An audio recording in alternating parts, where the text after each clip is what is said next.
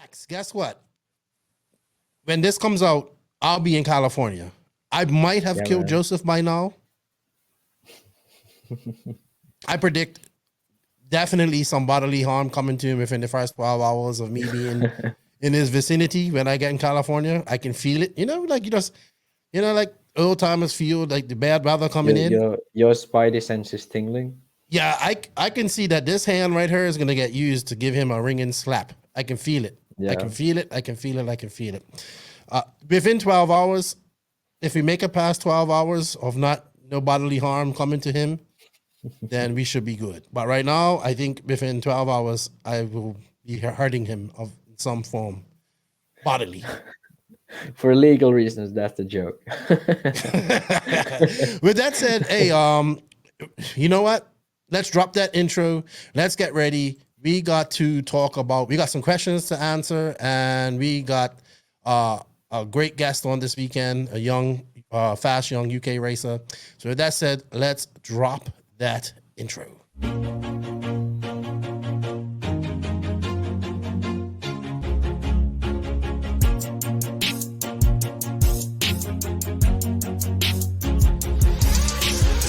Nitro is the glory, but e-buggy pays the bills. Welcome to the No Name RC podcast. Get ready for some serious bench racing. But be warned, we speak our minds, express our thoughts, and sometimes things can get a little rowdy. Hate, and he just was influenced by the hate coming from the left, the hate coming from the right. And let's get back to more club racing and less of this money-grabbing book racing. It's hard not to be arrogant when you're always right. Yeah. See what I mean? That's exactly why people call you arrogant, Max. You may not agree with everything we say, but it's definitely worth a listen. And our pick, can you stop whatever you're doing? Join your host, Lefty the Great, with co-hosts and guests as they get together to chat RC. Hey, after that race that I watched this morning, I have to talk about it.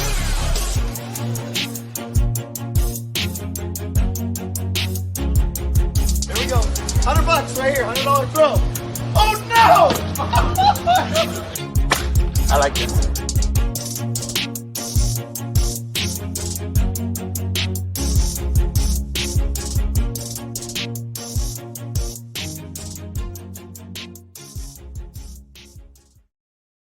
Yes, indeed. Nitro's the glory, but E-Buggy pays the bills. What's going on, everybody? Welcome to episode number 170 of the No Name RC podcast.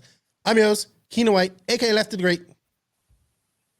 Over there is in the same hoodie, same hat from the other day. Homeless, arrogant, Valentine-less, Max. I thought we were past this point already. We went through Valentine's on the previous one. So now we need to know that you received a Valentine's from an actual female. Yeah. Was it in a friendly sense, or was it in a sense of, hey, it's time to get your mustache trimmed and stop wearing a hoodie everywhere and get out of the homeless look, and maybe you got a little bit, trimmed up for me? Oh no, we're friends, so it's all good. So that Valentine doesn't count. Doesn't count. All right. Anyway, guys, welcome to episode number 170. Max, welcome back. I know it's cold there in Finland. Thank you for your time. Unfortunately, you don't have a Valentine's to keep you warm. But hey, so, If I wasn't sick, I could go over to your house and All right, you're sick a little bit. You're sick. Yeah. You're sick a little bit. All right. Also sick. We'll talk about that in a minute too. But anyway, guys, welcome to episode number 170. As I said, you guys are probably listening to this. I'll be in California. JQ may or may not be alive. I don't know. I can't guarantee that. He may be a new jump at Revelation. Who knows? But we got some questions to go over today. We got Jonni Skidmore, the 2021 UK national champion on, fifth place finisher at Montpellier GP.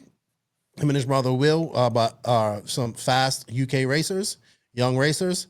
Their fathers are very outspoken too, so I like him. Yeah. He says what he thinks, so I can. He does. I give him respect for that. Very outspoken.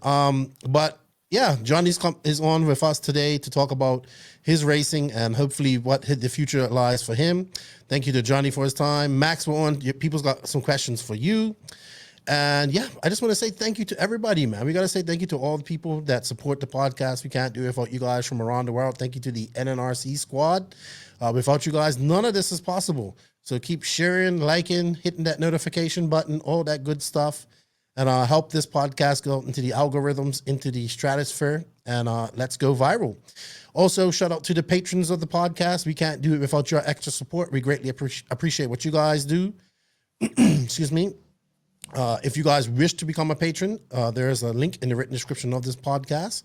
And shout out to all the awesome sponsors that support this podcast and use this as an advertising platform. Remember, everybody, that showing the sponsor some love shows the podcast some love. And I want to say shout out to Invisible Speed, our title sponsor for the year, TZO Tires, High Tech RC, TNR Fuels, Beach RC, Techno RC, Lugs Racing Tires, Mayako, G-Spec RC Tuning, JQSM, Papa Willie's Traction Tonic, Racecraft USA, Clinic RC, JTP RC, RCGP, House of RC. Special shout out to my boy RC Kevin, my good friend, the Dr. Alex Hagberg. I talked to him yesterday. He's going to this new carpet track in Lisboa, and he's off to France next week for a race. He's busy, super busy. Touring car keeps the doctor busy. And yeah, you can definitely put a lot of time in touring cars. It's but I didn't realize there's so many races. I didn't realize he went to so many races. Yeah. They have a lot, so. Shout out to the Viking out there, who I'll see very shortly. It's been so long since I've seen him in person. I'll be so happy to see him. Our relationship has changed so much since then. You know, we really, truly have a bromance going on here.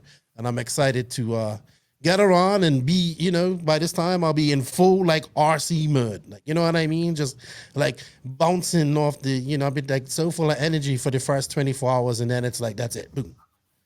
It's sloth mode after that. So I can't wait. I can't wait. You know. All right, Max. So with that said, everybody, if you guys want to support those sponsors, you can go in the written description. There's links. We have coupon codes. We have affiliate links. We got a little slice of the affiliate links, and you know, help you get you can also save some money with the coupon codes. So show those sponsors some love. Shows us some love. Oh, and by the way, not only that, up, I think we have some pretty good sponsors too. Like, a lot of these companies, I think, sort of we or you mostly. I mean, I've been on just barely a year now, but like most of these sponsors on the podcast, I think, sort of share the values of what we're trying to preach. Like actually putting stuff into like TNR, putting money into RC, and promoting sort of having fun. High tech, doing products like properly, not like trying to sponsor like everybody and do like cheap Chinese stuff that just marketed for your cause, like a lot of brands seem to do these days. They are like a proper American brand and they stick to that. And a lot of like techno, like they've been sticking to their car program. Every single brand here, like I think they do some good stuff. So I'm very happy that we have them. Yeah, it's going to be good to see Matt and the rest of the guys from Techno as well. Tebow said he will come if he has time. You know, it's hard to stress those guys out when they're at races, but he might come on and do something with us while we're there. And there's Matt's a good guy. Daniel's a good guy. And I've said it over and over again. Like, you know, obviously with JQ Racing, we've had our beefs with Techno, but I've never really had a beef with Techno. And I really applaud what they do, man. They have a strong team. They have a strong base. People that join their team, they don't leave. They like, you know, they're happy. You know, I talk to guys all the time. I talk to a father-son team. They are like happy, like we ain't switching for nothing. And I'm like, yeah, if you're happy, that's what it's about. Yeah. But show their sponsors some love, and I appreciate their support. All right, Max. Real quick, did we have anything we wanted to touch on before? Yes, let's touch on that before we go into some questions real quick. Or do we want to save it? Let's do a little rant at the end. Okay. Yeah, we could do a little rant. If it's what I think it is, I'm fine with that. Yeah, because you was a little bit upset about that. So, you know, with that said, we're going to go right into our Beach RC Bench Racing Q&A. And thank you to Brent and all those guys for their support. And thank you guys for sending in the questions. Max enjoys them. So, remember, hit that affiliate link too. BeachRC.com, the racers' one-stop online hobby shop. Choose from all the popular brands and variety in stock with super fast shipping and great customer service. BeachRC.com still has the local hobby shop feel with all the benefits of the internet. BeachRC.com is the exclusive distributor for Ultimate Racing, JQ Racing, Pro Circuit Racing Tires, Nitro Lux Fuels, and Assault RC Performance products. So fill up your cart and check out at BeachRC.com today. And thank you to Beach RC, Brent and Lucas and the guys there. I'll see Brent this week. Well, next weekend. I keep thinking the race is this weekend. I'll see him next week at DNC. And shout out to Lucas. I don't know when he's going to get the white whale going again and get his videos going. I think they took a little break from racing. But we have an affiliate link there, guys. It's in the written description. If you guys can show them a little bit of love. And if you guys know, I'm wearing my new lenses and my glasses, so the anti-reflection, so now I can see better. Been rushing around all morning doing that too. All right, so the first question for us comes from our good friend Connie Swenson of House of RC. What's up? Remember, guys, House of RC is going to be where you're going to find all the DNC blogs and whatnot from the NNRC travels there. And if you haven't already gone and signed up, go and fill out yourself a House of RC profile. If you were only allowed to watch and follow one race in RC for the rest of your life, which one would it be? You're not allowed to pick any IFMAR races. Yeah, that's tough. Like I probably have to say like DNC, but only if the Europeans go. I was about to say that. If Neo was alive, then 100% Neo, because that was amazing. That was just like the season's about to start. You're just watching it online, like proper commentary, proper film work. Oh, DNC this season's the about top to start. guys. I think if Neo, but I for think us, if it was Neo all was still around. European. Sorry, go ahead. I'm sorry. Yeah. For us, like the Neo was sort of like the European season was about to start, because in Finland you get to drive like at the earliest like late March, like early April. But the Neo is just sort of that point, and then like because that was like, if we're being honest, like at the peak years, like that, like there has never been, apart from Worlds event, an event that's as stacked as Neo was at its peak. Even DNC these past like few years where like Europeans have gone, it's never been to that level. So yeah, that's why for me it's sort of number one. I think 2017 is probably the most stacked it's ever been. Ungaro, Mayfield, like Ronafog, the Tasman. The funny thing is, a bunch of Americans have won that race, like Tebow 6 times. And, but Tebow is a specialist. That track is like a specialist thing for him. And Drake also, like he won during the early years, which was the Neo was a bit different back then. I think if Phil was still doing the Neo race right now, I think it would be probably that number one race in the world that everybody went to. Yeah, 100%. Like it would be like we would have a lot more Americans and a lot more, but not only that, it attracted a lot of people from just around the world. You know what I mean? So yeah, I would have to say DNC at the moment, just because of the international crowd and the legacy that it has. But yeah, just because, and also because of the competition that's there. So that's probably it, man. What we're gonna be seeing her next weekend. All right, my buddy Chris Trudeau from up in the Pacific Northwest, avid scale crawler. For the most part, 8-scale buggies have really remained unchanged over the years, other than perhaps the changes is plastics and incorporating carbon fiber. Has anyone really revolutionized the 8-scale buggy? The use of pills for suspension, diff height, agamas, monoshock. Can you identify when buggies reached a turning point? Yes, when the Losi 8 came out. I don't think the Losi 8 was a big deal, because none of that stuff has really stayed around. Yeah, like, but things changed after that. Okay. That's actually a good. I didn't think of it that way. Losi 8 was probably where like other brands realized like, oh shit, we actually got to do something. Mm-hmm. Because before that, the cars remained like Mugen and Kyosho remained basically unchanged for a long time. Right. After that, even Kyosho had to put some effort into it. The geometry stayed similar, but a lot of stuff changed in like radio trays and whatnot. Body shells developed a lot after that as well. Like the blob body shells, the TLR made the first, and people were like, okay, now we're gonna try different stuff, and then that resulted in the cap forward bodies.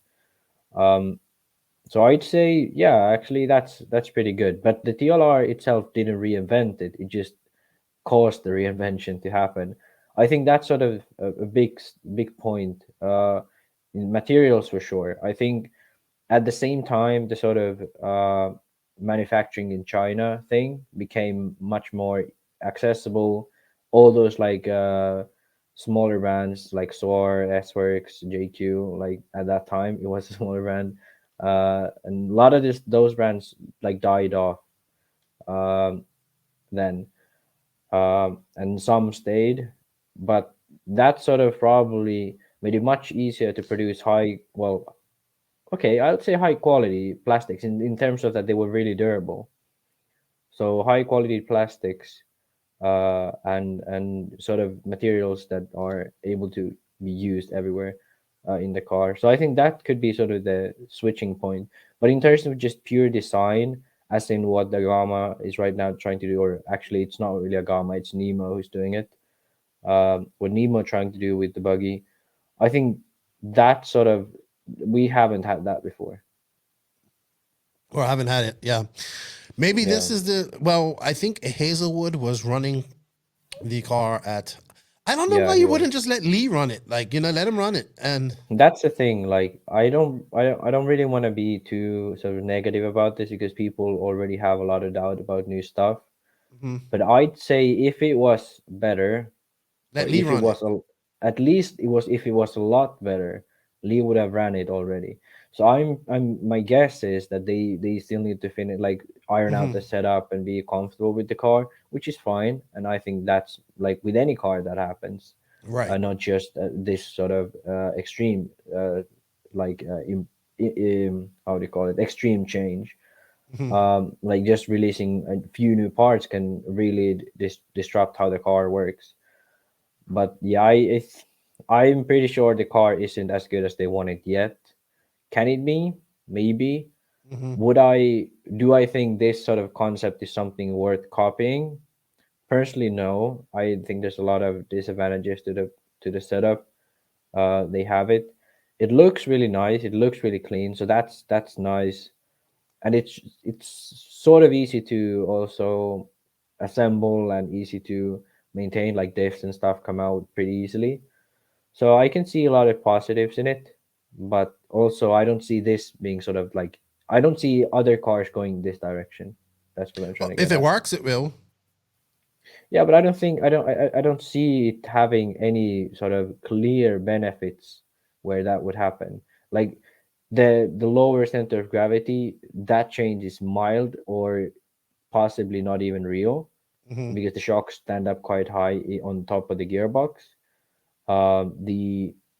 The sort of you actually put that weight up a little higher, don't you? Yeah, I'd say it's lower than what we have now because the shocks right, are but quite it's centralized right there in the center now. Before where it was probably spread out vertically. Yeah. So maybe I'm an idiot. Sort of, it's hard to say if where it is. I'd say it's either lower or the same. It's probably not higher, but you don't reduce like unsprung mass. You don't really improve much. The aero is the biggest thing improving, and it's funny because no one takes that seriously. For me, I'd have a field day going on this car because you could do anything with this. You could like if they actually wanted to do stuff, they could do some crazy stuff on this car. So I'd like to see them do right. that because you don't have the shock towers in there disturbing the airflow as much. Oh my god! Yeah, what did you have, like some carbon fiber, some 3D printed super wings or something on there? I mean, you could do them from Lexan, but you just have it so that the airflow, like, you just put him into CFD and see where the air goes, and like the amount of downforce you could generate without the shock towers, it would probably be pretty good, and you could actually have a proper wing instead of that ugly thing they have on the car now. So that's probably the only thing I can see this car dominate by, the aero. I don't see anything else sort of, because the shock function is compromised. The steering rack was compromised. the weight, the lower center of gravity, or the unsprung mass, that doesn't really exist. There is an improvement, or if there is improvement, it's very slight. So sort of that's all I sort of, that's why I don't think it will be the next direction. All right. I think it could be something they make work, but not something everyone copies. Right. Like Okay. I understand that. So, but what about innovation? Because my thought process on innovation is it's coming in a form that we probably don't know. So we had some form of innovation come up here this year, and that was like with Tony, with Clinics air filters, which is starting to catch on. You know what I mean? I think what we're going to see with cars is innovative wise, like easier to work on cars, stronger cars, probably going to be getting lighter as we go on. You know what I mean? And but I think the basic design will stay the same. I think we've sort of had what you said. We sort of had that already. So what happened was the cars were really heavy. Then people started making them light, but they were really like they broke always. And then but people will put the weight. We'll figure right now materials are better, and what we'll do is figure out where cars will be made to have like more directed to displacing weight to tune and all that type of stuff. I think we'll see more of that. But at the moment, cars are really, really heavy. They are more heavy than they were like 10 so maybe years they ago. go lighter, and then you go lighter, and then you place the weights where you want and all that type of stuff. And durability is going to be a thing I think we're going to see as, and I think what's going to happen here shortly, maybe in the next 5 years, is 3D printing technology is going to like get to a point where I think it's usable. Yeah.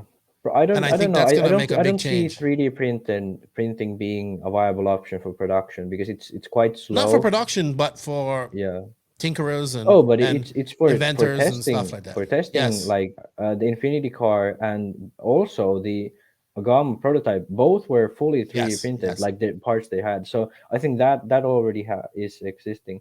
A lot of stuff like the weight thing, so it shifted from heavy cars in the early 2000s to light cars in the sort of 2010 era to very durable cars, which we have now, but they also have a lot of weight. Like even Kyosho, it was like barely over 3.2 kilograms, which is the limit in like the TKI2, TKI3 days.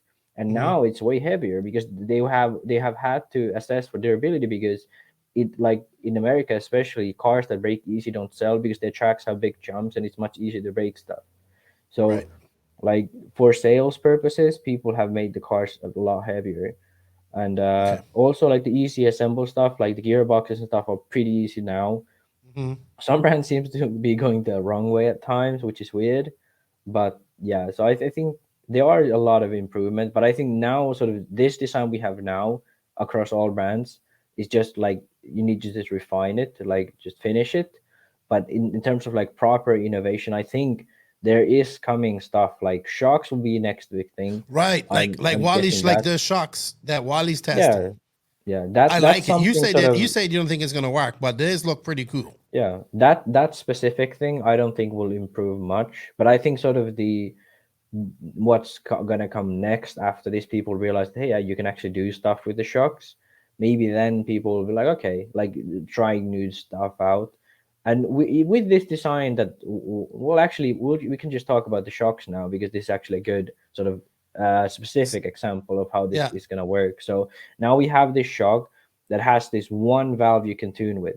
So I could now design, like I know how I would do it, a shock that has low speed, high speed, and then rebound low speed, high speed. And it would be pretty easy to do. It would have been not much harder than this shock that this guy has done. So that's like another thing. Like some brand will also get this because it's not that complicated. Like it's pretty easy to do actually if you just think about it. And some engineer will probably if it was easy to do, wouldn't we see more of this, Max?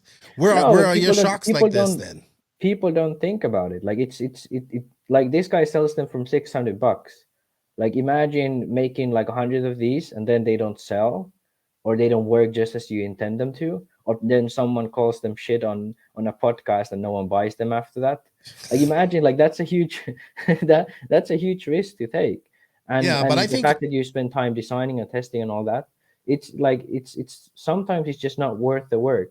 and that's something I think it's going to change, because stuff like this is going to be refined, and sort of the overall design of the car is going to be refined. So now you have to look for other things. You have time for other things. I could believe that. I look forward to Wally's observations with the shocks. I'll see him at DNC here, so it's gonna be good. I'll see him. Actually, I'll probably see him. I think he said he's going to Revelation this weekend, so I'll see him there. All right. Moving on. Benjamin James. Great question, by the way, Chris. Thank you. Benjamin James. Are there any Asian drivers we should be on the lookout for in 8-scale off-road? A lot of major races are American drivers versus European drivers, but since Atsushi won the Worlds in 2008, there has not been much Asian presence on the world stage. In 8-scale buggy, that's true. Yeah, to me, Nada is the only one I can. I knew you was gonna say that. You love that, but like, let's be honest, like there just isn't. Like, there are drivers that are good in Japan, like I don't know if it's like Wataru Takashira or something like this. Yeah. He's one that's good. Yeah. What's Orange Wheel's name? Does he run? No, that's different guy. So this guy also runs Orange Wheel. Shinadachi, but he's old. He's not a driver anymore. He's more of a designer. So this guy I told is like a purely 8-scale driver. At least that's what I last saw him. He also drives Orange Wheels, but 8-scale. But then for 10-scale, there's this other guy, the Orange Wheel guy. This guy's name I can't remember. It's hard to remember, not because these guys aren't good, but because these guys race so like very few, so rarely here. Like, and it's not sort of in our spotlight often. So yeah, that's exactly what Benjamin's saying. Yeah, so I think the guy who runs 10-scale for Yokomo, who Yusaki finished, or something like third. That. Oh yeah, Yasaki or Yusaki Sugiura. I remember last name was Sugiura. Yeah. So yeah, so this guy, I'm pretty sure I'm at least close. The Japanese pronounce sort of similar to the Finnish, at least in some sense. But yeah, so that guy who finished third at the Worlds in 2-wheel drive. So if he started 8-scale, I bet he could be good. Power can still wheel none too. Of these. No, not really anymore. Like he's okay. Was you beating Hara at RCGP? I can't remember. I think I at least in Manila I was beating him. I can't remember in Asti. But I think like he's just a guy who he's not like, his attitude is not like I'm gonna go to Worlds and win. He's like, I just need to, like, this is my job and I hang out and make fun doing this.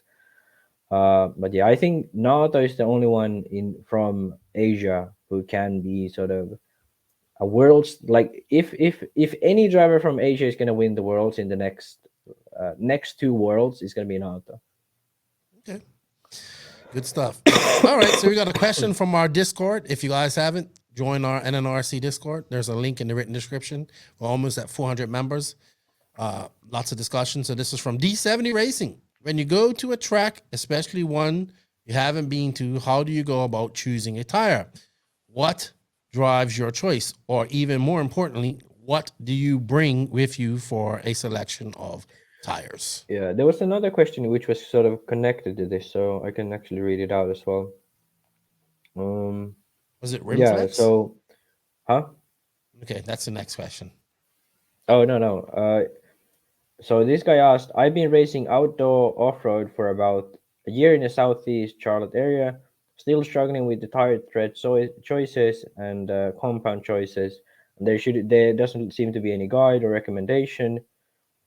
And it'll be great to have something that says go this way when there's weight room, and like basically a guide for tires. And I completely agree.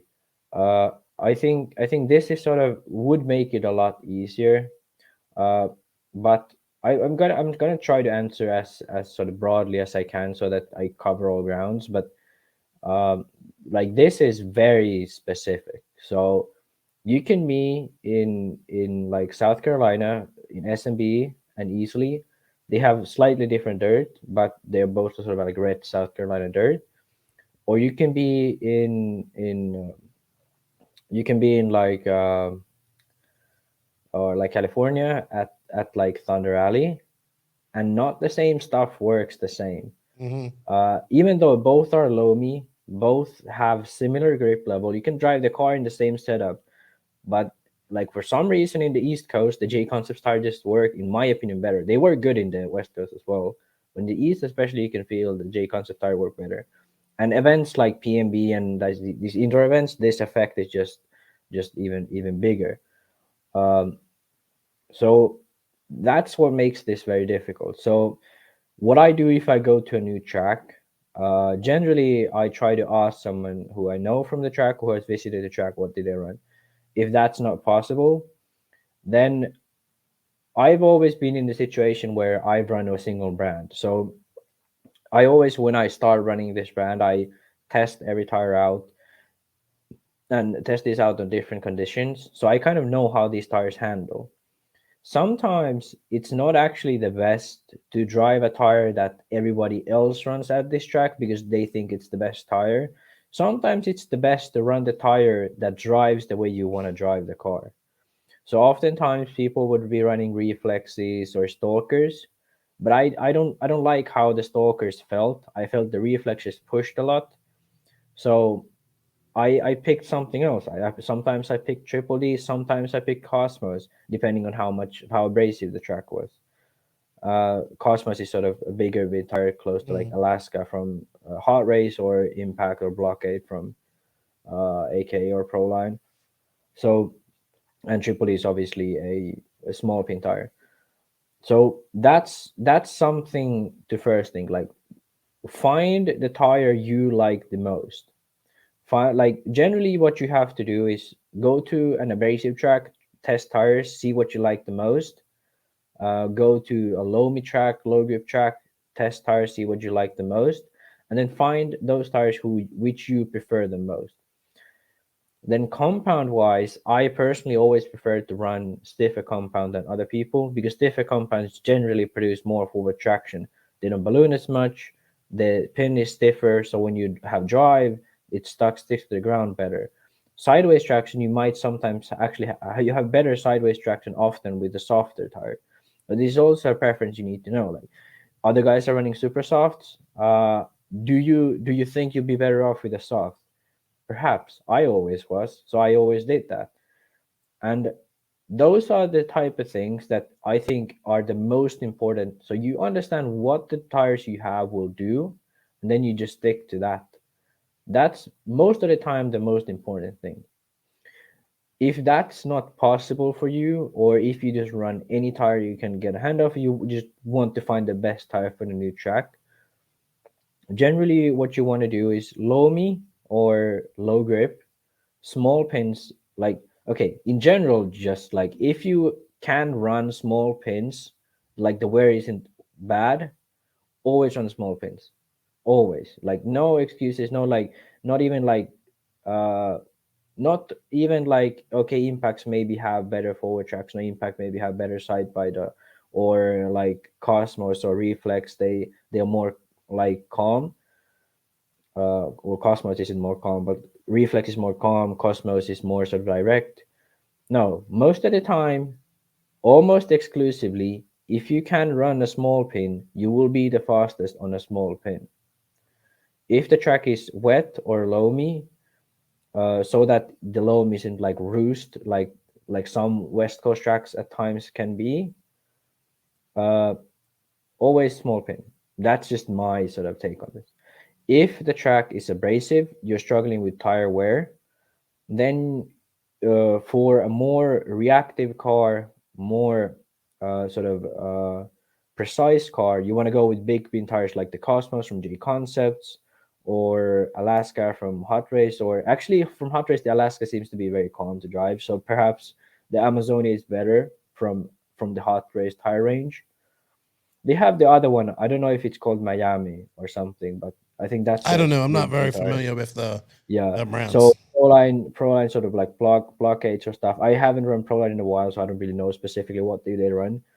And then like there's the other range for picking for abrasive tracks, which is sort of the more mellow tires like Detox from J Concepts, Proline has a tire that is similar to this, but I don't know what it's called.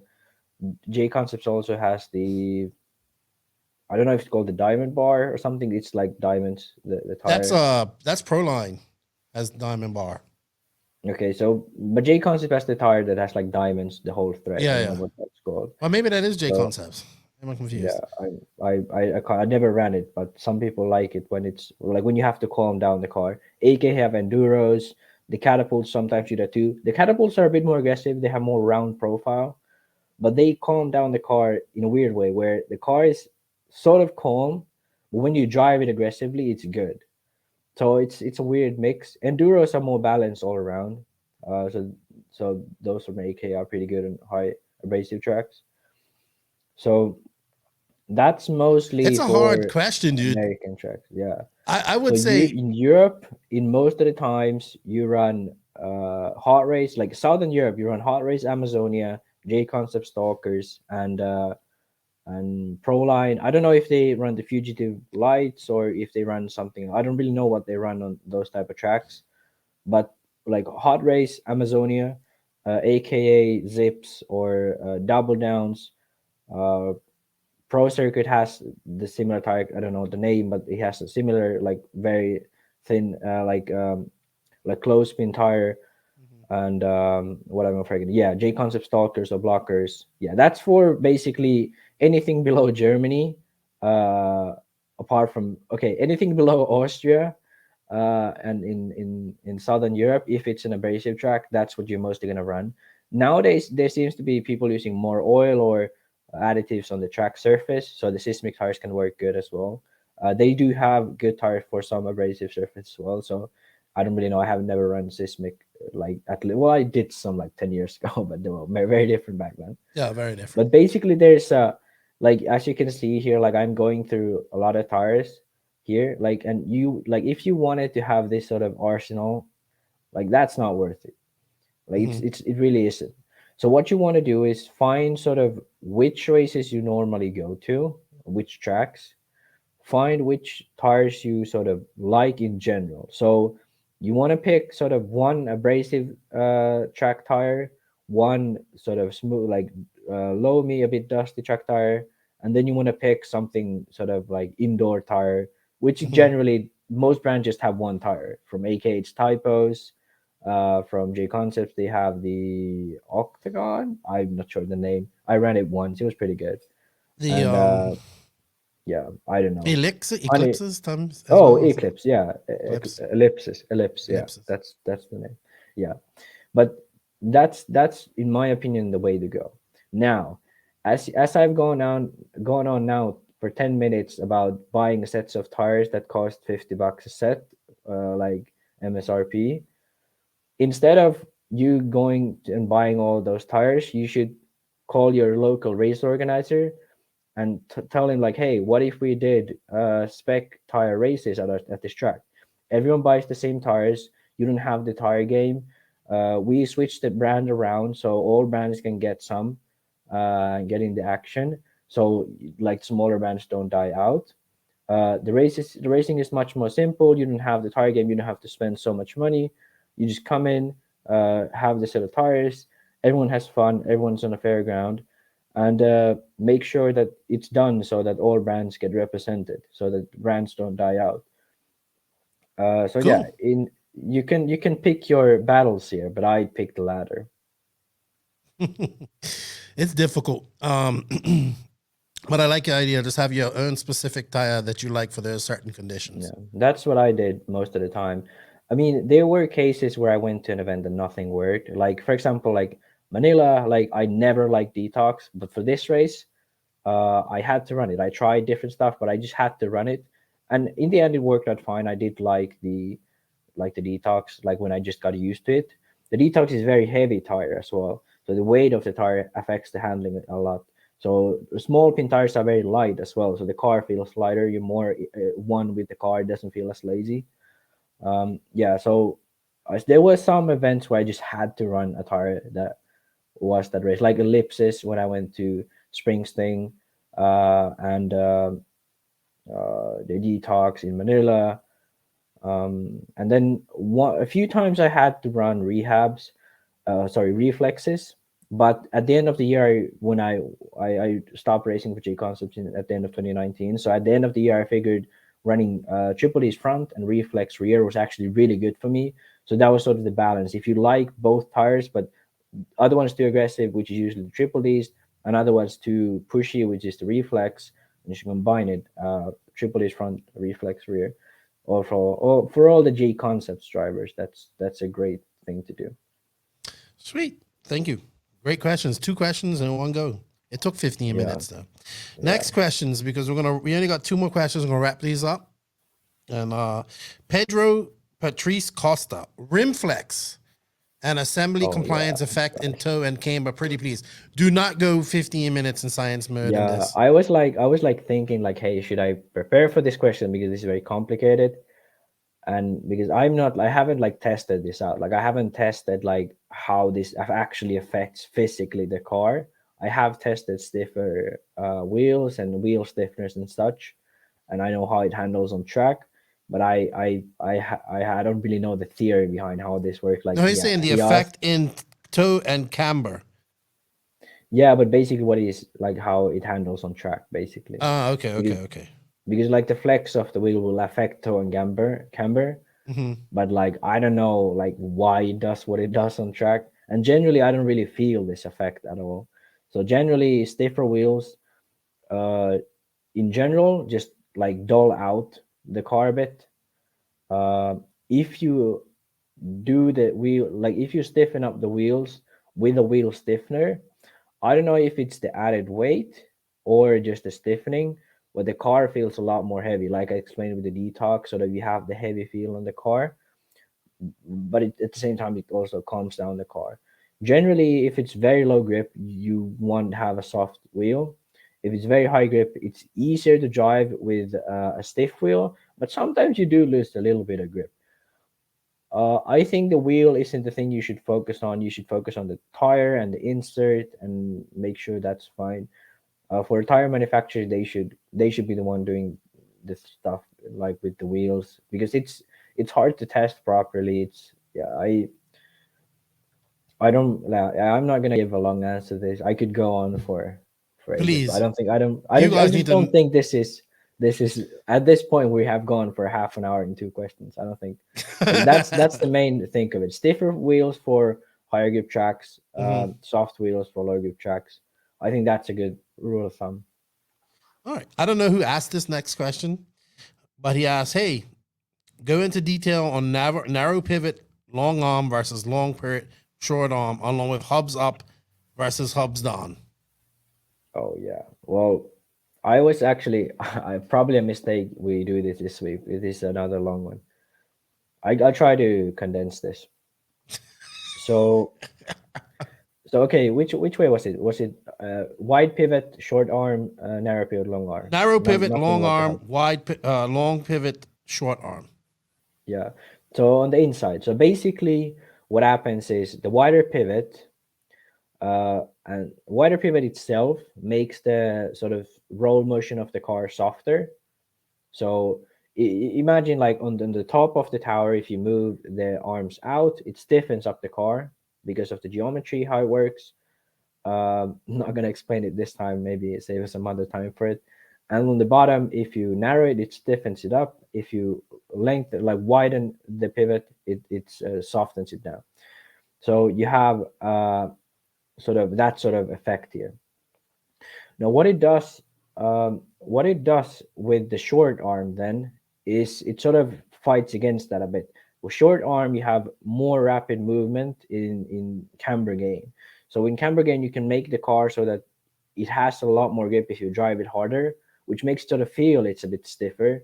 And also the shock movement and all that will be a bit different. So you have to sort of set the car up very differently, and you have to have a very sort of very mellow shock package. You can't make the car very aggressive because this sort of short arm makes it aggressive on its own. Then the roll of the car with the wide pivot is soft, so these sort of mix together. On the upper sort of link, it's easier to like understand because if you go wider, the link is also shorter. So these sort of effects work together at the same time. And if you go like narrower, obviously the car is softer, and also the tire angle change is smaller, so the feel of the car stays more consistent. And basically what that means, it makes it feel softer. Or makes it feel it has like more consistent grip. So that sort of like basically in the lower arm it works the opposite way. Like they kind of fight each other. I think the wider pivot has been now proven to not work because the Mugen who kind of invented it, I believe. I don't know if Losi was first or if Mugen was first, but either way, both have now gone to narrow pivot. So I think that myth is kind of busted. I think the range is about 50, well, let's say 48 to 55. I think that range, if you are like in that range, you're probably around the right point in the rear. I do prefer the narrow pivot a bit better. I think it introduces a bit more trust in the car due to the longer arm. But the wide pivot can be very good if it's not as wide as the old Mugen. I think as wide as you should go is the current like Mugen and associated cars. It gives you more sort of. It's hard to sort of describe it, but you have sort of more feel on the car on higher speed, on especially on higher grip. You feel this when you have the wider pivot.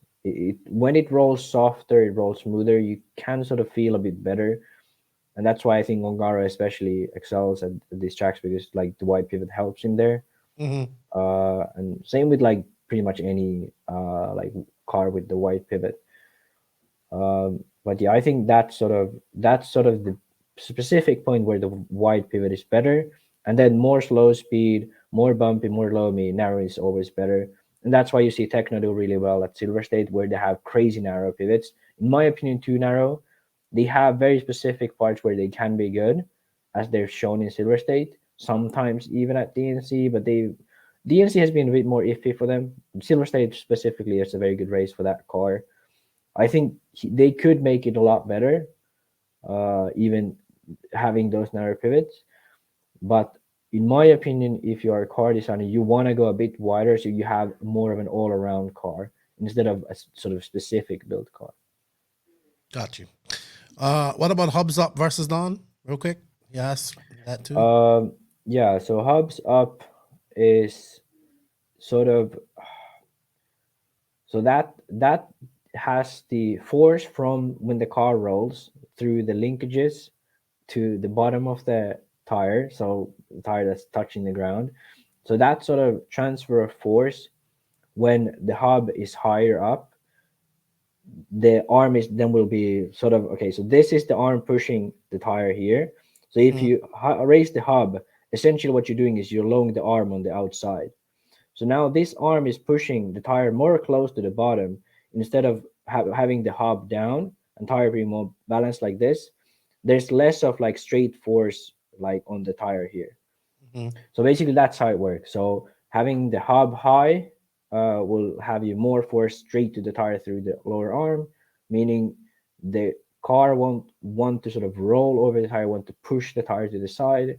Having the hub lower, straighter, the arm is straighter, it wants to sort of roll the car or be gentle on the tire, or more gentle on the tire under roll. So basically what this means is you have the car will be rolling a bit more when the hub is low, will give you quite a bit of more grip. Also, it will affect forward traction a bit positively when you have the hub low.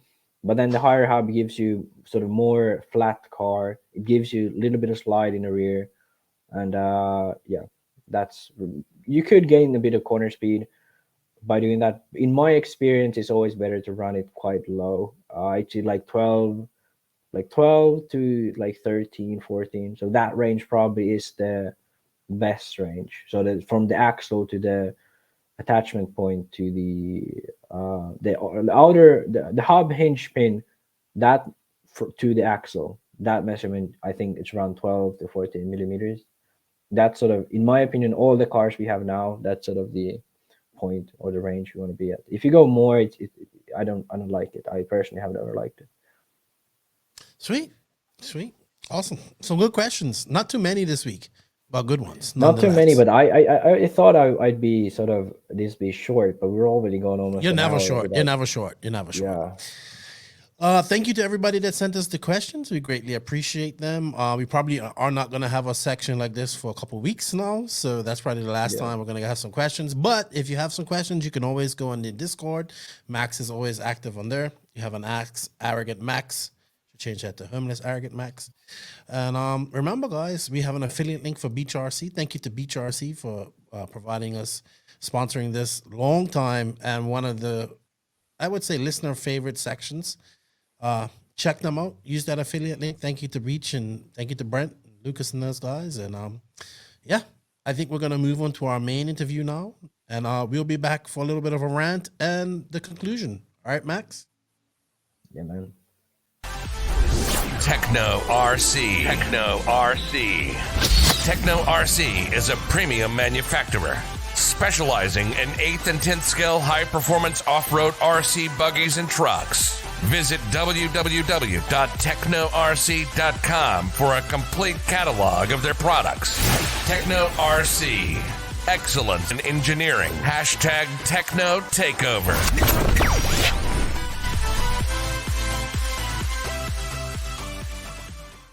Joining me this week, he had a good performance. I actually had you down as one of my biggest winners, kind of. Like, you won really at first, and then you didn't win at first, but you still won. Like, in a way, you still, a 5th place coming out of that race was really good. He is the 2021 UK national champion. We've talked about him and his brother a few times on the podcast. I've got at it with your dad online a few times too. So, but I do have a new respect for you, old man. And we do have some good chats now and then. Cool. I'd like to welcome 2021 UK national champion, Jonni Skidmore. What's up, dude? How are you? Yeah, I'm all good, thanks. How are you? Good. Congratulations on 5th. It would have been, I think it should have been 3rd, kind of, but it ended up being 5th. So you still, but let's be honest, you guys were like in qualifying, like a lot of guys off pace. Not just you guys, it was a lot of big names off pace. I thought I was expecting big things out of you guys, but I understand not going to the warm up and all that type of stuff. But hey, you came out of it with a 5th. Congratulations! I think that's great. I was looking forward to a very good semi A final at Montpellier, but we didn't get it. So welcome to the show, man. Tell everybody, how old are you and where are you located? I'm 22 years old and I live in Leeds, which is I live in Wakefield, which is like 20 minutes from Leeds in the UK. Mm-hmm. I've been to Leeds before. Yeah, it's a pretty cool place. Yeah. All right. So, like I said, we've talked about you and your brother for a couple of times on this podcast. I always have to, I know your dad used to race, but how did this all start for you and your brother? And how was it when your dad was racing and you guys were like young lads? Well, I mean, like you said, obviously my dad raced since he was 15 years old, something like that. So obviously he was the one who got us into it. We started going to the local club and stuff when we were like 6-7 years old. Just like a really small AstroTurf track. It was actually initially designed for 5th scale cars, but it was like 5 minutes down the road. So we used to just go there, just bash around. My dad was pretty good, but obviously as we start to get better and beat him and all that sort of stuff, basically stepped to one side and started doing all the mechanicking work for me and my brother, and that's basically how it all started. So how good was your dad? Did he raced a lot, like he did all the national series, and did he race 10 scale and 8 scale, or how did it? Well, the thing with my dad is he did all of the classes really. He won a national in 8 scale nitro. Never got the championship, but he won one national. Okay, hey, that's a feat. Yeah, well, yeah, it's not too easy.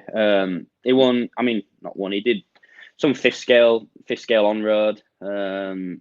Did the worlds and stuff in all these classes. He was never right at the top, but he went and did pretty well. So obviously he's well experienced. He knows what he's talking about in RC, I would say. Yeah, definitely. I mean, the biggest thing we have now is obviously my dad with all the knowledge and stuff and the mechanicking. He never had that. He had to do it all himself, basically. And as you know, starting off yourself and trying to do it all without any knowledge is never going to be easy. So it must have been difficult for him, to be fair. Yeah, and transferring all in, like, don't make the mistakes he made. You guys you got that. At about what age did you guys start to beat him? I mean, we was probably about 9 or 10, something like that. Really, when you're young, you pick it up pretty quick, and obviously he was only getting older. So, was it kind of like destiny? Was this destiny for you guys? Like, was this what you was into from a kid, going to races with him, or were you guys into other sports and stuff? Well, I mean, we played a little bit of football, but I was never, if I was going to a race and football was on, I was always choosing the racing. I've always wanted to do it, and it's comes first in my life, really. So. How about your brother? Was he as eager as he is? Is he as eager as you? He is deep down. He doesn't show it as much, I think. But, the hunger is definitely there for him to, go to the races and do very well. Do the best he can. Is he there with you? He's actually not. I'm at my girlfriend's at the minute. Okay. Because, like, honestly, I know he kind of gets pushed to the back sometimes because everybody remembers you. Like, I guess it's because you're named after your dad, and it's just like, okay, we always remember you as Jonni. And then and then William did pretty good as actually this past weekend as well. So maybe we'll have him on at a later date. So that'd be cool. Yeah. So you guys are straight in, like 9, 10 years old. What are you racing? 10 scale or 8 scale? It was straight into 8 scale. I mean, we do 10 scale now, and we always have done, really. But the main class was 8 scale. And my first car was a Hyper 7. Really? Yeah. I used to have. Did I have Hyper 7? No, but I had the 9.5, the Hong. Yeah, the Hong Nor. Yeah. Good stuff. All right, so you guys have been around for a minute. So y'all around about Max's age too. I didn't realize that. I thought you was a little older or a little younger. But same age group. Probably been racing about the same amount of time. About 10 years now, I would say 10, 12 years. Yeah, roughly. Yeah. Okay. So aside from your father, who was one of or a group of people that were influential to you, or was there a racer that you emulated that you wanted to drive like, or who did you admire coming up as a young racer? I mean, to be honest, in the UK, I'd always like to, I've always liked Neil Cragg. I think he's pretty cool. I like how he portrays himself. It's difficult to be how he is because he's so calm with it all, and it can be difficult at times. But then on the other hand, I also think Mayfield's pretty cool. Yeah, I like that. I like how different he is to Neil. He's quite pretty fiery, passionate about it. I think that's also pretty cool. So yeah, those two I'd say. Yeah, and both are fast. You know what I mean? Both are pretty good. Yeah, both are world champions. So they're good pick. And Neil's been to do this. This isn't his full-time job as well. So to do as well as he done and not be a full-time racer, it's very good.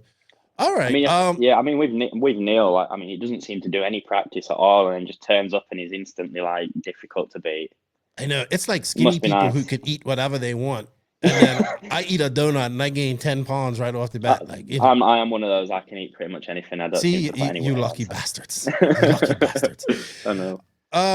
Sweet. So yeah, you came up in that age. I mean, who doesn't admire Mayfield's driving and his punch, cool. And then when he gets upset, you can see his anger come out in his racing and his driving as well. All right. So what was it?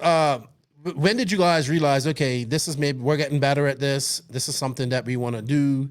Maybe pursue it to another level. Who was your first sponsors and all that stuff like that? Obviously, people know you through your dad as well. Did that help?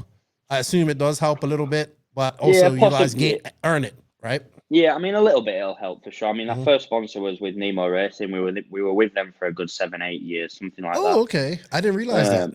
Yeah, since I was maybe 11 or 12 up till up till 2019, I think. Yeah. So yeah, a good while.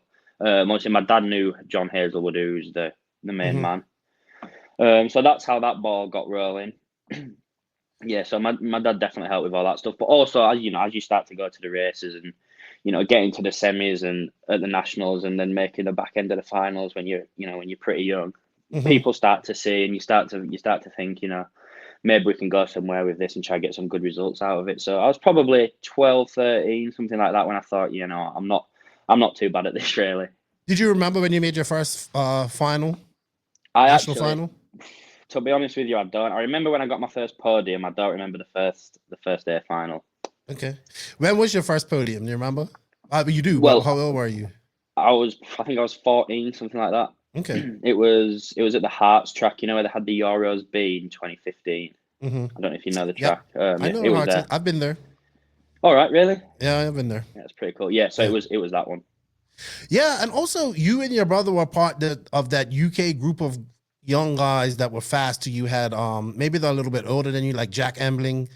What was that other kid? Is Callum Nisbet still running? Callum Niblett, yeah, he still races. He just races in the UK, and basically, to be honest, he's very fast. I don't think he doesn't seem to be too, bothered about the actual results side of things. I mean, I'm sure he is, but he's, like these weekends through the winter, he's out with his friends partying and stuff, which is also, it's pretty cool. Yeah, he's at that age too. You know what I mean? Yeah, also, But I met him when he was like 13. He's like up on his own at Maritime. Yeah. I mean, growing up, go on. Yeah, sorry, I'm gonna interrupt you, but you was just a part of it. Like there were some fast young English guys coming up, and a lot of them did go. Like Emlyn went off and partied, and he living his life and all that type of stuff. I'm trying to think of a couple of other guys from that era. Boots was just a little bit outside of that era too. Yeah, he's like a little older than you guys. I think he's like 5 or 6 years older than us at the minute. Maybe even more than that, something like that. There's Jamie Clancy who still races. Yes, Clancy, that's who it was. There was Ollie Curry as well. I don't know if you remember the name. I remember. He was pretty quick. And also Lewis Beach, who those two have retired now. They've stopped racing. But all those guys were all competing week in, week out, trying to beat each other, which I think helps push you on. Yeah. Well, you guys are sticking it out. I didn't realize you was with Nemo for so long. Yeah. That's a long time to be with a chassis. I think it was shocking to see you guys leave. I think you left after 2019. You had a good. I remember at Montpellier. Was it 2019 or 2020 when you guys left? 2020. It was 2020, just before COVID. Right. Yes, because you guys did well at Montpellier, I believe. Yep. You made the main. Yes. I think there was some. I don't know. There was some kerfuffle over tires or something, or I don't know what happened there. What's going on? Well, can we talk about it? Yeah, we can. I mean, it wasn't too much of a kerfuffle, really. We just we was at the race and we was on the beta tires, which are awesome in some conditions. Yeah, but you need those seismics for that. Well, this was just as they'd sort of come into play, really, when people were on them, and you could noticeably see they had more grip than anything else, like you could this past weekend when people were running other things. And basically, we'd spent all this money to go to this race meeting, as we do with any other race meeting, basically, we just wanted to put them on. We spoke about it, and it was fine. But to be honest, I think the reason we left, it was sort of time for just a fresh start and a new change. Anyway, really, it wasn't too much to do with that. We didn't really fall out over it. I was just ready for something different. So, yeah, that makes sense too. Completely different. Over to a pillowbowl car. Over to Mugen. Yep. You had a good 2 years, I think, with that. Yes. Winning the 2021 championship last year, because you guys didn't race in 2020, did no national series, I believe. That's right. Competitive series. I always believe in having a series to determine a national champion. You guys do it right over there in the UK. You have some serious competitors in this series. You got you got your brother Elliot Boots comes over, Neil Craig when he feels like it, Lee Martin, Clancy, the Lewis brothers. They're like we're talking about a high class of racing right here, and I think all these guys are capable of doing well at any main and like when I say well, quarters and forward at any major event. Tell us about your 2021 season. We kind of got a world of this when it came down. I know you guys racing a lot of oil tracks. It came down to, I think you guys. Tell us about it, because how many did you win actually in this? How many races were there, and how many did you win, and how did it work out? There's 5. It's a 5-round series, spread across obviously the whole country, and I won 2. I won 3 of them altogether, 3 out of the 5. Okay. It could have been 4, probably should have been 4, but I broke down at the last one. Okay, but that's racing, that happens. Luckily, the last round didn't actually matter because I managed to wrap it up the round before. Right, so that's good. Which it helps a lot.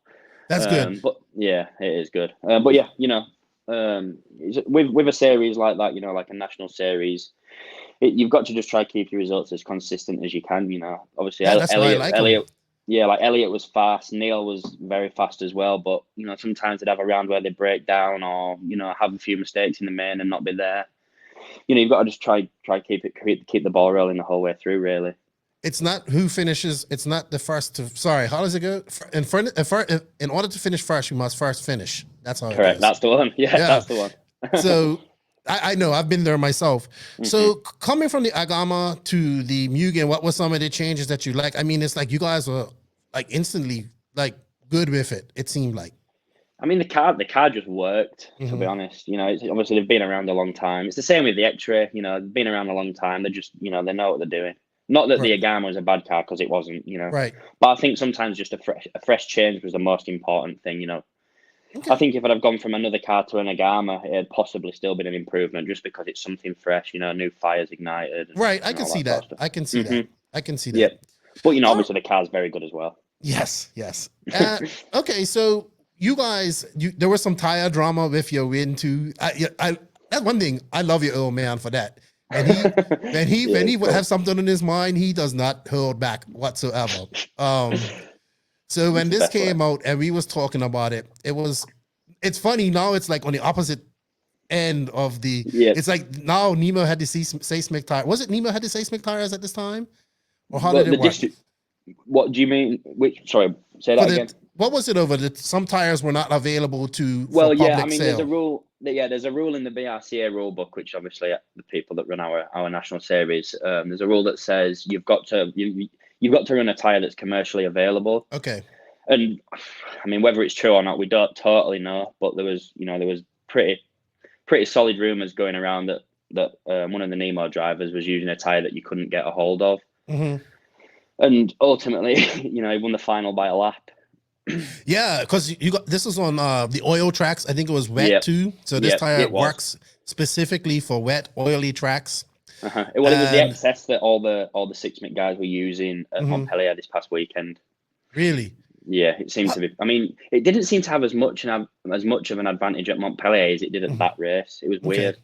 I think the conditions are so specific for the 6MIC tire, but when you get it right in that window, it's unbeatable sometimes. So. All right, but aside from all of that, you guys still ended up winning the series. Yeah. You're national champion. Where did your brother finish? He finished fourth in the end. Elliot was second. He was going into the last round in a battle for third with Bloomfield. And he had a DNF, unfortunately. Oh man, so, too bad. But yeah, it's one of them things that can happen. So. Too bad. All right. So I was shocked when you left Mugen earlier last year, their silly season last year. I was like, oh, everybody was like, oh, they're going to HB. You know, I thought you was going to HB or maybe to Associated or something, something crazy. But HB was the strong rumor, and then obviously people started. Oh, I saw them. They got X-rays, and you know. So Xray, man, I have to give Xray a lot of credit. They have come out in 2022 and like, hey, we're racing internationally. We're sending big teams everywhere. They got you and your brother in the UK. They got a bunch of decent, fast Portuguese guys. They got the Baldo brothers. Massive team at Montpellier this past weekend. Massive team at Snowbirds. Like, they are just going crazy, like full on. What prompted you guys to go to Xray, and how are you liking it so far? Well, I mean, the car itself is awesome. It's pretty good. I've done very little running with it, obviously, because I only really got going in January. The first time on a high oil grip track was actually at the Montpellier race. Okay. Obviously, the weather in the UK is terrible this time of year. So I've been running mostly 10 scale, really. Okay. But, you know, we joined... There was a few reasons, really. Obviously, the Mugen thing was difficult, you know, with the deal and stuff. You know, it's not about that, really, but it does play a factor. And then obviously me working at MB Models and stuff, like obviously we was trying to get hold of the Mugen and stuff, and it was pretty difficult to sell. Okay. So they was like, oh, what about running Xray, this, that, and the other? And you know, we're pretty good. We're pretty close with the distributor of Xray in the UK, which is RC Disco. So we, you know, basically just got the ball rolling, and it all went from there. Went out, tested the car, you know, straight away thought it was awesome. Was matching lap times with the Mugen, you know, pretty much straight away, which is promising. So yeah, that's where it all started. How has been communication with the rest of the team? Who's been big help with getting you guys up to speed?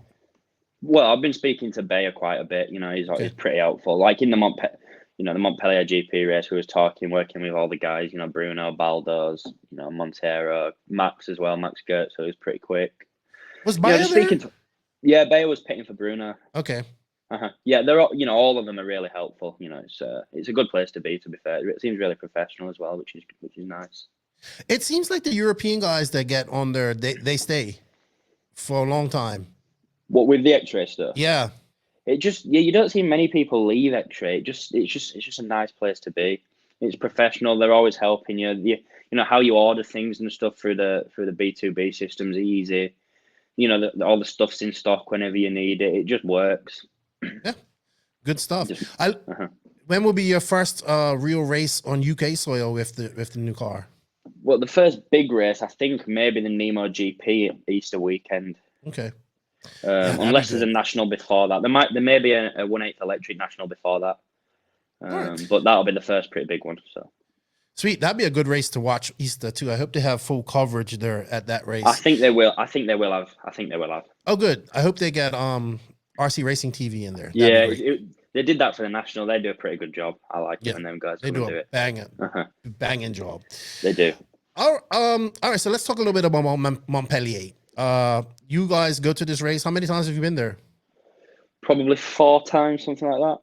What is it about this race that attracts you guys over there? Well, I mean, it's the first one of the season. It's the first big race of the season, really. Obviously, all the top guys are there. The track's awesome. The weather's usually pretty good. It's usually cold. It's usually cold, but it's usually not too... It's like a different kind of cold over in France and compared to like the UK. There's always less wind and stuff like that. But, it does rain sometimes, but they always do a pretty good job with the sawdust and stuff soaking the weather up.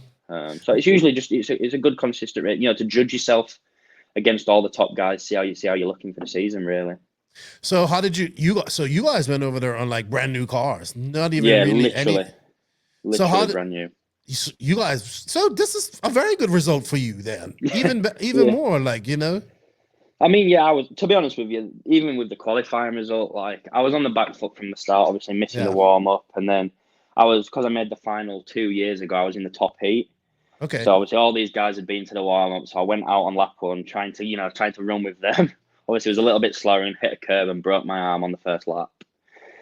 So I missed the practice, and then my first practice was the seeding round. So I was learning the track and seeding. So then I was seeded into a pretty low heat. So I was kind of always like a little bit behind throughout the whole weekend. So the rain actually helped me a little bit. Yeah, it helped you. It helped Coelho out. It helped a lot of. It went from like one Xray guy possibly in the final to 5. Yeah, it was mad. It leveled the field down a little bit, obviously with all the track time that the people have had, and we also had a pretty strong tire in the wet, which helped. So yeah, it was good. Yeah, what tires did guys go out there on that wet stuff? Well, I think the majority of the final in the end were running M4 slide lock. Okay. Yeah, it was. Was it just too? Was it the no sunshine? The rain wasn't gonna stop at all. To be honest with you, I mean, it was a difficult one. That I think it's more safety of marshals was the reason I had to stop it because of the oil, and it is really slippery. Right. There was no puddles on the track. Nothing. It wasn't underwater. It was just wet. Yeah. And it was raining pretty heavy. We did like a couple of drivers' meetings and stuff to make votes, and the majority of people always voted to race. But I guess you've got to just in the end think about people's safety and stuff, which. It is what it is, I mean, at this point, after the semis, I was happy for him to call it. It was like, it's like one group is really happy. Yeah. So how were they? Okay, so just so I'm clarified, so Max explained how the scoring went. So what was the other group jockeying for it to just be in the order how it finished? Well, I think, to be honest with you, I'm not 100% sure how they did it. I know in the UK, basically. It doesn't matter what type, one could have a dry track and one could have a totally wet track, and that is what it is. Right. So in the UK, I would have been 3rd. Right. Okay. They'd have just because if it rains, it rains. That's life sort of thing. But I think they did it basically. It went off. I think it went off. So first in the A semi and first in the B semi, it went off who qualified higher. Really? I think so. I think that's. I was speaking to Barufalo about it, and I'm pretty sure that's how he explained it. Well, I guess Barufalo finished what, second in his semi? Second in his second behind Ongaro. Okay, yeah. So, man, Ongaro just seems to find a way to win, even when it's not that fast. You know what I mean? It's crazy. I think it was, there was I mean, the Proline tire was pretty good. So. Yeah. All right. Well, hey, you went from third to fifth. I think you should be happy with that. Where did Will finish? He got 12th in the end, so he was 6th in his semi. Yeah, I think the biggest Xray winner was Coelho. He went from it was. I mean, he drove well. To be fair, he did do good. He had the pace to be even higher than he was. He just made a few errors in his semi-final. Guy's amazing, man. He doesn't even really race 8 scale much. No, he did good. He's got some talent for sure. All right. So good race. I look forward to it. I know some people are upset with the result. Some are happy. That's how it's always going to be. It was a little bit not as well run as I thought it was from our standpoint, from a viewer standpoint. We was very lost. Like, what are they doing? Like, we didn't know what they were doing at some point. We were lost. You know, I had no idea what was going on either half of the time. Yeah, and even the guys I was talking to, they're like, we don't know what's going on. I'm like, I don't know either. But it got going. By the time they got going Saturday with with the qualifying and stuff like that, it was pretty good. I was like, oh, great, we're going to have this great race.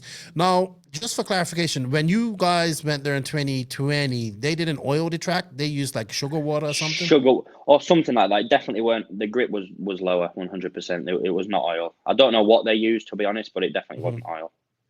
Okay, all right. I mean, I don't personally mind the oil tracks. I think it's a good idea. I mean, when it rains, it can be difficult, but you know, it stops it from getting muddy at least. You know, it's a little bit wet, but it's still you can drive better around an oil track than you could at like a total mud bath track. Right. Like Ongaro was doing like just full drifts around everything, looking so good. It's not even that, you know, it's still pretty enjoyable if you've got the grip, you know, you're on the right tire. I mean, if you're on a tire and it's totally shocking and you're getting lapped every 2 laps, then I can understand the frustration with it 100%. But it's still racing. It's a low grip track. It's good fun. You know, sometimes you go to Padova in the winter time and the grip's really low. It's not too much higher grip at Padova than it was in the wet at Montpellier sometimes. Right, and that's all dusty type of grip. It's just a low grip track when it's wet. You know, it's very low, but you can still get around. Yeah, you know what, dude? I'm all for oil tracks, dude. I know you guys have been doing that in the UK for many, many, many years. But my buddy Zach is doing it in Australia. I know a couple of people in America that are doing it. If I was to ever build a track here again, I would do oil. Max and I constantly argue about this. He says it's bad for the environment. I say it's not because it's natural oil. It's not that bad. Yeah, it's not that bad for them. I mean, when you think about my argument, you think about the size of the Earth as well. You know, it's not. Is it really going to make any difference? There is far worse things for the environment than RC tracks with a little bit of oil on them. But as for a club track having that, I mean, it's perfect. I think after the rain, you just go out there, sponge the you could just sweep it off with a brush. Yeah, crazy. I mean, it's awesome. And even watching the cars, they didn't get as muddy. And it was full rain coming on. There wasn't no puddles gathering, really. It was like you said, I was shocked that they called it. I was like, yeah. I think they called it in the end because it didn't look like it was going to get any better. You know, if it had done that for another hour, then they could have had an hour's work on the track and it'd have probably been runnable. It was just because they were speaking to the airport of what they, you know, getting an answer off them for what the weather looked like. Okay. And it didn't look like it was going to let up at any point. So I think that's the reason they had to call it, really. And obviously the marshals thing. Well, you know what? You only dropped 2 spots. But either way, they would have scored it. You would have come out a big winner. So congratulations to you. Sure. I bet your dad must have been happy. He wasn't too happy because then the next day he was talking about the warm up races, and I actually do agree with him on a lot of those too. On that, you know, instead of going to warm up race, go to a different race. Or, I mean, I think with the warm up thing, it was. I mean, we couldn't have even gone to the warm up if we wanted to because of the COVID situation. We weren't allowed to travel into France. Okay. So it's difficult, is that, because obviously the club needs to make money and all this sort of stuff. And I understand the warm up thing, but it's definitely not the fairest way of doing things. Not on a track like that, though, doesn't. Now, see, Max and I think that there is an advantage, but there's always going to be an advantage. But this track doesn't have any footprint change. You know what I mean? It is. There's always an advantage. Even like with the DNC, for example, obviously that used to be a fresh track, and now it's not a fresh track. The layout's going to be different, but you test tires, you can test setup. You know exactly how the track's going to become mains there, so you've got an advantage 100%. We had this discussion here, Reese, just on this podcast. I don't agree with that 100% because I think DNC has a fresh layout, but I understand. Don't get me wrong. It's the same thing that the Americans they'll say about Redovon at the Worlds this year. You know what I mean? So, and I agree with that. I agree with them also. The advantage gained at Montpellier will be greater than the advantage gained going practicing at DNC, but there will still be an advantage there regardless. I think it's smaller, but if you can gain an advantage, I understand. I get why people are trying to gain an advantage because it's racing. We're all competing, and we all want to beat each other. I understand it, but it's not. It's not. The well, I would like you guys to come to the DNC. I would like more Europeans to come because I think it's just such a prestigious race, and I think that everybody should come there. I wish we still had like Neo over in the UK. Yeah, that was an awesome race. Yeah, where more international guys came. So we'll do the DNC one year for sure. Yeah, I think everybody should do. I know it's expensive too. California's expensive, long flights. And like I know I also like Boots and those guys like the Vegas race, and I understand that too. Set, it's so convenient, so easy to go to. Flights to Vegas are easy. Yeah, you just get like a taxi to the hotel, and then you're literally set for the week. Yeah, you don't even need. Yeah, you can Uber into the town if you want to go. Yeah, I understand all of that. Yeah, so do I. I just want you guys to come over there because I'm stoking the fires of the European USA beef, and I just want I want to see some of you guys on your level come over and compete with these American guys and all that stuff. So I hope you guys do make it. And I'm kind of upset that Boots isn't going to be there and a couple of other guys. But I understand I was speaking to Elliot about that actually at Montpellier, and it was, I think, the long days thing. I think of there's like 1,000 entries or however much there is now, and then you're trying to run. If we was there, my dad would be working on 6 cars. Yeah, that's a lot. It's a lot of work. It's a lot of race. effort. Long days. I mean, it's one of the ones. It's on the bucket list. It's awesome. It does look good. I hope you do. I hope you do. 1 year. All right. So, as a young racer in RC, I like to get your aspect and your outlook on things. What do you think about our industry right now, and what would be some of the things you'd like to see done differently in RC, or some things that would change? You would change. To be honest, I think the industry itself is in a pretty good place overall. I mean, like, the RCGP thing it looks awesome. I think it's working. It's doing the right things in RC. It's trying to promote it more, all that sort of stuff, which I think is the main thing we need to do. If we could get out into the public eye, the social media, all the social media stuff's strong, but actually out there totally like as a proper sport, I think that would blow it all up massively, which I think is important. How did your friends take it? That your non-RC friends? Do you have non-RC friends? Yeah, just about. Yeah, I mean, they like it. They think it's cool. Okay. They support it. To be honest with you, I mean, they all do their own things. I do my own thing. It is what it is. They're not bothered either way, really. Right. That's cool. I mean, and you're at that age, dude. Like, I'm surprised you're still so dedicated. You're at that party age. Well, that's good. That's good to see. I know you guys have some girls in front of you. So what's up? What is on the agenda for the Skidmores this year? Well, the next big race we've got, like a broad race, will be the e-buggy Euros at the Hoodie Arena. Okay. We've got Worlds warm-up, which we're doing the Worlds warm-up. Worlds. You'd be silly not to do the Worlds warm-up. Yeah, I mean, we're gonna go and do that this year, I think. Obviously, with the Baldos running Xrays and stuff now, it's going to be helpful, definitely. I think that was a good signing by Xray, actually, getting those on board. Oh, man, I'm not going to lie. It was the best meme of 2022. Did you see the meme? It was so funny. There was a meme about it. Oh, my gosh. Yeah, it was a good one. But, yeah, so we'll go do that one, obviously. They'll be helpful with that. And then the Euros as well at the Barcelos, Portugal, I think. Yes, and Barcelos. Both very high grip tracks. Yeah, a Figueiredo's track. Yeah, he's a nice I think guy. that's a glue track there. Yeah, but I think it's a similar surface. I've never been, but it looks like it'd be a similar grip level to Redovan. Yeah, we'll see how. Yeah, when they sealed Redovan up, I'm seeing it unsealed too. When they kind of, I think didn't they do like, I remember one year Redovan had some sealant on it, or maybe I'm imagining that it did, or maybe just got a grip. I think they use sugar water. I think the last time I went there, I remember there was like a million bees all over the track. Really? Okay, so they're not probably using sugar. Yeah, I think that's what it was. All right. So I have a question. So who pits you guys? How does your dad? Who pits for you guys? Because how does your dad? You can't pit both of you, or maybe he does. He sometimes has to. Sometimes makes it work. My mum comes to the races as well. Okay. So she's pretty good with it now. She's picked it up pretty well. Oh, so you're just a whole racing family. Yeah, literally every weekend. So, but my brother's got a new mechanic this year. One of our friends we've known for a long while. He used to race a while ago. He's come back into it, started running some 10 scale, and he said he'd pick for my brother at the nationals and stuff. That's good.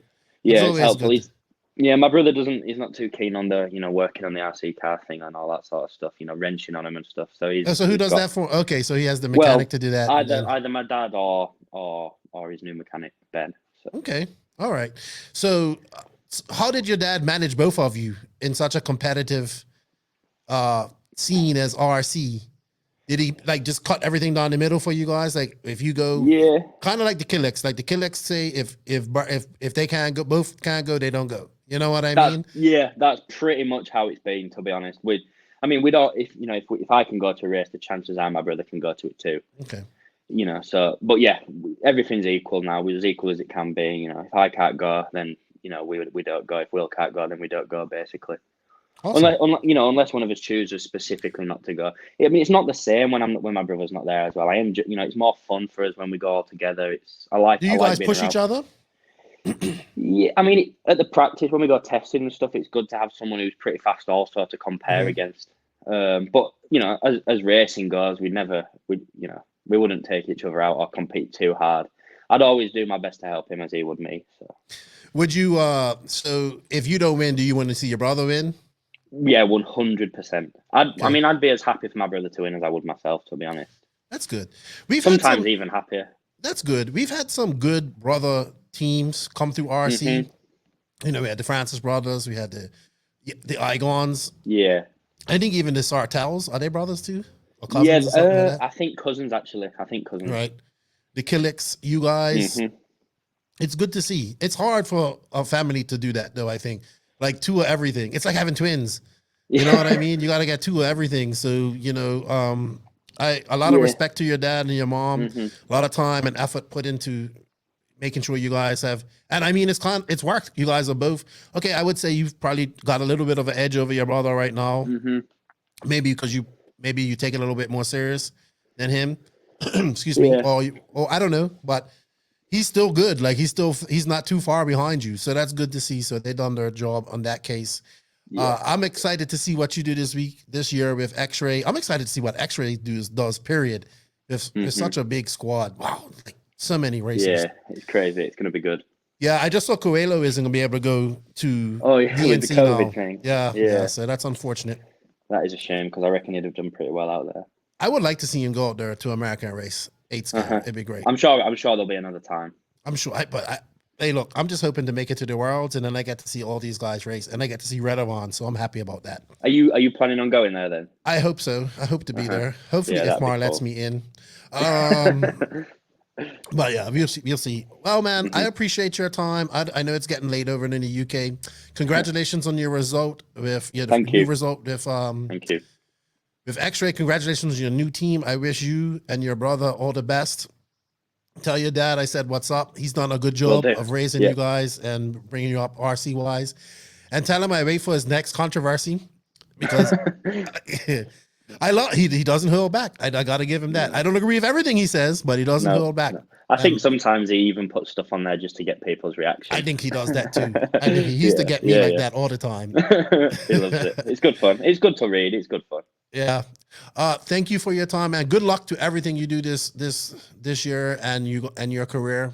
And I hope to see you at I hope to see you at the Worlds, man. I hope to see you too. Thanks for having me on. Thank you. Sure. Hey, do you want to say thank you to some people before you head out?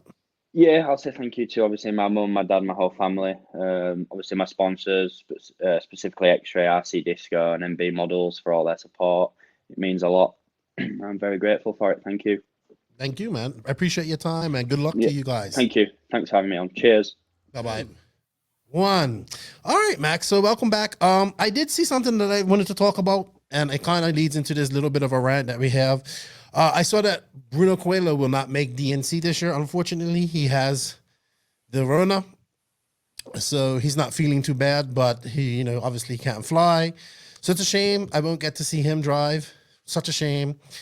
And then I think you sent it to me, but I also heard this on the Extra Lap podcast. Shout out to those guys. He had Elliot Boots on a couple of weeks ago, and he says he's not going to DNC.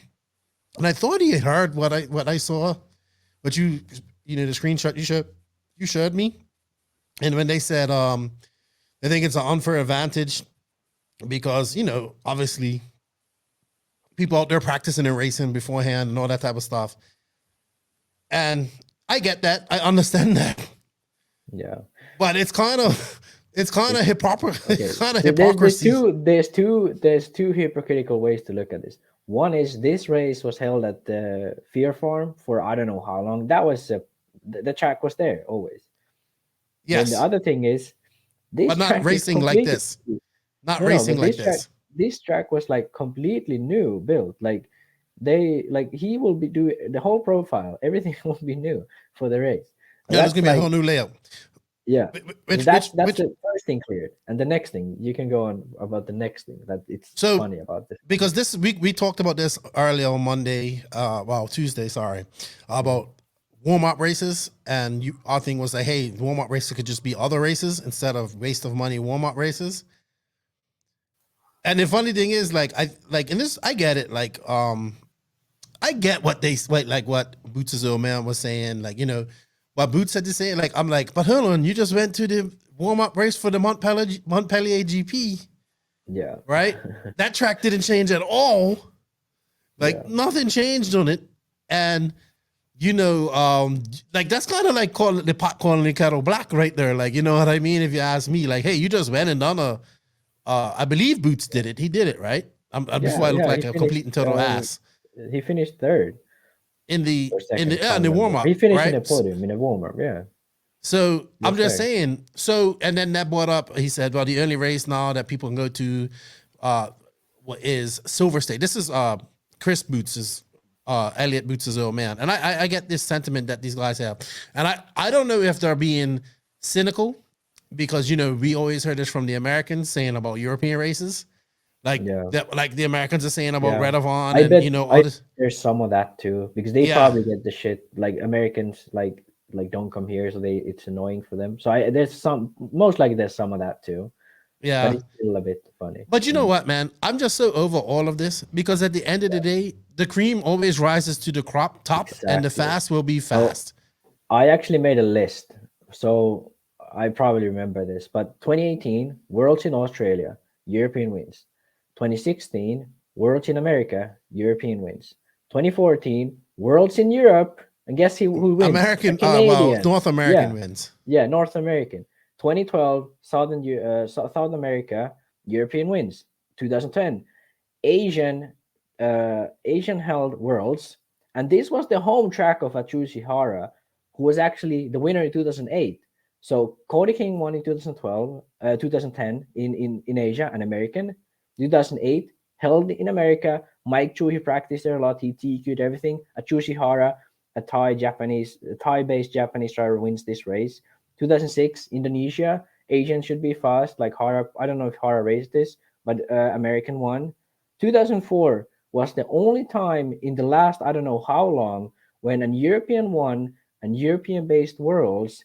And this guy was French, and the Worlds were held in Sweden. So I bet this guy never even went to this track beforehand. And he was a long shot. He was not no one knew. He thought he was going to win it. Yeah. Villeman Greg. Yeah. And 2002, Greg Degani. So maybe Degani is sort of the one we can blame this on because he went to Punta del Este to practice with Chad Bradley and these guys for a month or 2 weeks before the Worlds happened. So maybe Degani is the only one in the last. So it's 20 years since a guy who had a home advantage or warm-up advantage or anything you can say actually won the race. So to me, this whole sentiment of home advantage or anything like that is silly, because I went to tracks in America. I bet some top racers like Rivkin or Mayfield or any of these guys have never went to. So at that track, I technically have a home advantage. And I've never went to tracks in Europe, which I bet Rivkin and Mayfield and some other guys have went to, like Montpellier. I've never been to Montpellier. Mayfield has, I think, at least once, probably more than once. So twice. This whole sentiment of like, oh, like these guys have home advantage because they're European, or these guys have home advantage because they're American, is complete bullshit. People will always have some type of advantages, but that's how the life goes. It always like cleans up at the end when people race together. It's silly because McLaren tested every single weekday in the whole like in the 90s in Silverstone, but that was part of the F1 calendar at that time. Teams weren't like, oh, we can't race in Silverstone because McLaren tests there. No, Ferrari testing tracks in Italy. Like people have races that are their home races. Yeah, that happens. But why the hell is it like, oh, like when it's your home race, it's all good, but when it's someone else's home race, it's like, oh, so bad. And it's silly to say because the UK drivers clearly had advantage on a lot of guys at Neo because they did it every time. They had done it that race for 10 years. I went there the first time in 2017. So the UK guys had a huge advantage on me because they knew the dirt. And that's basically Chris Booth's argument here as well. So even the DXR that these guys praised, or Neo at that time, even that wasn't fair if this dirt race isn't fair. And that's like, that argument is so silly because in my opinion, there obviously be advantages all the time. And every race there will be some guy having advantage, but that's just how it is. Some you know what it is? You will have it, and just like I'm gonna say that's just how the world works. Just gonna say it. I'm just gonna say it. It's because Ronald Fox out there practicing, and then Tiba and all those guys went out there this weekend. They knew all this was gonna happen, so I get it. And guess what? They want to go Silver State anyway. Vegas is probably an easier race anyway. I'm just mad we ain't gonna get to see Canas, Boots, and like Barton there. You know, that's I'm mad that about. People blame, like, make these excuses that, oh, they have a home advantage. Yeah, but there's some races you have a home advantage. Like, it's if you believe there are people who have an advantage and they capitalize on it, then you make sure you have an advantage as well and you try to capitalize on it. But it's so silly that, oh, I won't go to this race because these guys have an advantage because they are American. So these guys are European, so I can go to Redovan for Neobuggy or whatever the excuse is. No, that's an excuse. Some people will always have an advantage. That's how life goes.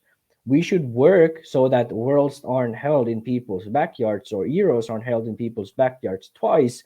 By the way, Ongaro has won neither of those times in his backyard. Not even the Euro B, which was held in his backyard. He has won neither of those times. He had to travel all the way down. It's been 3 Euros there. Euro B and like, 2 Euros. Federation race. Yeah.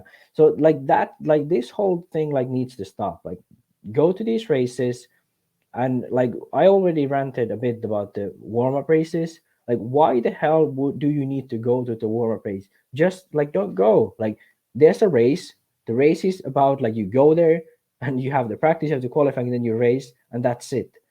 Like to me this is so silly. It's like everyone's just trying to sort of get their buy, like have their cake and eat it too, or eat the cake and have it too. This is gonna be my last thing on this. I understand what they're saying. I don't know if they're being cynical against the Americans. I do too. But it's silly that they're saying. I would be like, hey, this is my thing. Like you're professional, and maybe doing the Montpellier and doing this is too much too. I understand that too. Yeah, that I can accept.